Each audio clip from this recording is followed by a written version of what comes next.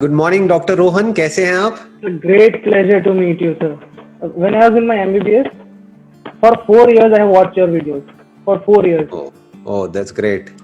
तो कुछ हेल्प हुई थी वो वीडियो देख करके या टाइम पास के लिए? अरे बहुत हेल्प हुई सर, बहुत हेल्प हुई। बताइए क्या क्वेश्चन है आपका? मेरा सर मोस्ट इम्पोर्टेंट क्वेश्चन जो है वो sir, what is attachment versus detach attachment? इन दोनों में सर डिफरेंस क्या है? अटैचमेंट मतलब जुड़ना। किसी के साथ भी जुड़ने का मतलब क्या हुआ कि आप उसके साथ में अटैच हो गए। तो अब अटैचमेंट में प्रॉब्लम क्यों होती है, क्यों हम डिटैच होने के बारे में बात करते हैं? डिटैचमेंट मतलब आप उससे अलग हो गए। तो या तो आप किसी के साथ हो सकते हैं या अलग हो सकते हैं, या तो आप किसी से जुड़े हुए हो तो पूरी तरह से जुड़े हुए हो। जैसे एक माँ अपने बच्चे से जुड़ी हुई है, तो जब जुड़ी हुई है तो पूरी तरह से जुड़ी हुई है ना। वहां पे डिटैचमेंट कहां से बीच में आ गया? डिटैचमेंट का कॉन्सेप्ट कहां से बीच में आ गया? और डिटैचमेंट की जरूरत क्या है? Attachment means love. आप उसी से जुड़ते हो जिससे कि आपको प्यार होता है।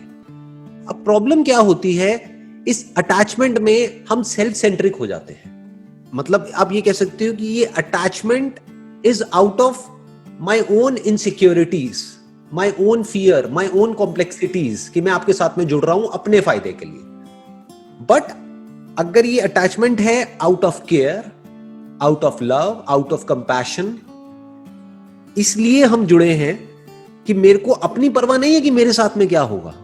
जैसे एक मां को यह परवाह नहीं होती कि मेरी नींद पूरी होगी या नहीं होगी, उसको यह परवाह होती है कि मेरा बच्चा रो रहा है, तो मुझे अपने बच्चे के लिए चाहे पूरी रात जागना पड़े कोई दिक्कत नहीं है, मेरे बच्चे को कोई तकलीफ नहीं होनी चाहिए, राइट?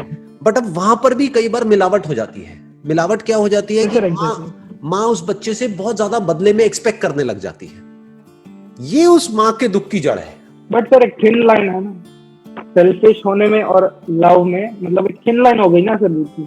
बिल्कुल ठीक बात है, मतलब एक बहुत ही थिन लाइन है। ऊपर से देखने में हर कोई प्रिटेंड करेगा कि वो आपका वेल विशर है।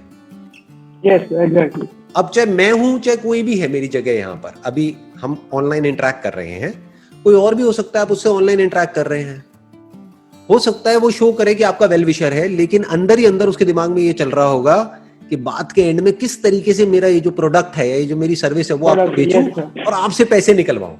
आप बर्बाद होते हो जाओ, उसका इंटरेस्ट है कि किस तरीके से मैं अपना फायदा निकाल लूं। बहुत सारे दोस्त भी ऐसे ही होते हैं, नाम के दोस्त होते हैं, लेकिन एक्चुअल में उनका अपना मतलब होता है।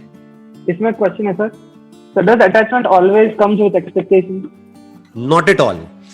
देखो, attachment born out of the selfish interest is always out of expectations. Exactly. Okay. अगर मैं एक एग्जांपल ले लेता हूं, मैं I am the father of 2 kids, right? Example नहीं है वैसे तो, ये फैक्ट है। I am the father of 2 kids, right? अरे आपको पता नहीं है? नहीं सर, ये नहीं बोला। One is 12 years old and the other one is 7 years old. तो I am the father of 2 kids. so lucky. How come? इसमें लक क्या है वैसे? तो जिसका फादर इतना इंस्पायरिंग हो, वो किड कितना लकी होगा सर? अच्छा, my kids are lucky, even I am lucky ji. मेरे जो बच्चे हैं वो बहुत ज्यादा प्यार करते हैं मेरे से, बहुत ही ज्यादा अटैच्ड है। और ये अटैचमेंट बुरा वर्ड नहीं है, again I am saying that. But अगर मैं अपनी सारी एक्सपेक्टेशंस अपने बच्चों पे लाद दूं कि देखो मैंने तुम्हें इतना प्यार किया, अब बदले में तुम्हें भी मेरे लिए ये करना पड़ेगा, तो वो प्यार व्यार नहीं है, वो सौदा है।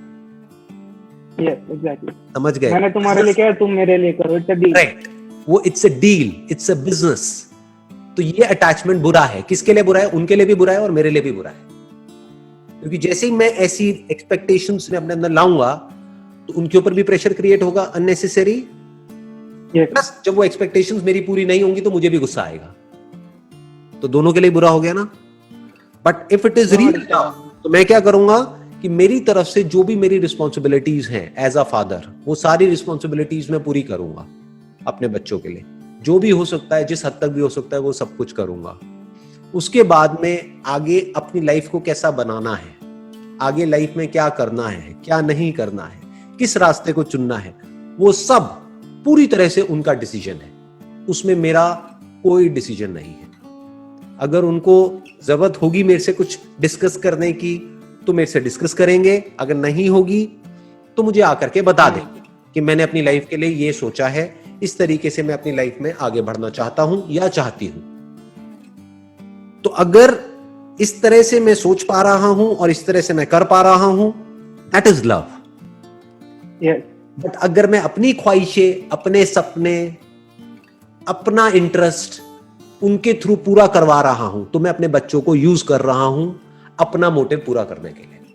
It's more like an ownership कि मेरी ये प्रॉपर्टी हो गई है, मैं उन पे कब्जा कर रहा हूं, उनको प्यार नहीं कर रहा हूं। प्यार में कब्जा नहीं किया जाता है, प्यार में फ्री किया जाता है। प्यार आजादी देता है, प्यार बांधता नहीं है। जब हम जुड़ रहे हैं, देखो कितना मजेदार है, हम जुड़ रहे हैं लेकिन जुड़ने के बाद भी हम फ्री हो रहे हैं, क्योंकि हमारी एनर्जीज और बढ़ रही है। पहले मैं अकेला था, अब मेरे साथ में मेरी वाइफ भी है, तो हम दोनों मिल करके और स्ट्रांग हो गए हैं। क्योंकि कभी मुझे प्रॉब्लम होती है तो वो मुझे संभाल लेती है, कभी उसे प्रॉब्लम होती है तो मैं उसके साथ में हूं। तो इस जुड़ने से हम और स्ट्रांग हो गए हैं। लेकिन अगर ये जुड़ने के बाद में मैं यही सोचता रहूं कि मैंने उसके लिए ये किया, उसने मेरे लिए ये किया, नहीं किया, तो ये जुड़ना उल्टा और सफोकेशन पैदा करेगा। आप समझ गए? तो अगर हम सेल्फिश होकर के एक दूसरे से जुड़ते हैं तो उसमें किसी का फायदा नहीं होता, दोनों का नुकसान होता है। वो अपने बारे में सोचता है, वो अपने बारे में सोचती है, और वहां पर लड़ाई झगड़े होते हैं, कॉन्फ्लिक्ट्स होते हैं। बट जहां पर प्यार होता है वहां पर लड़ाई में भी मजा आता है, क्योंकि पता होता है कि ऊपर ऊपर लेवल पे तो हम लड़ रहे हैं लेकिन डीपली हम अलग हो ही नहीं सकते।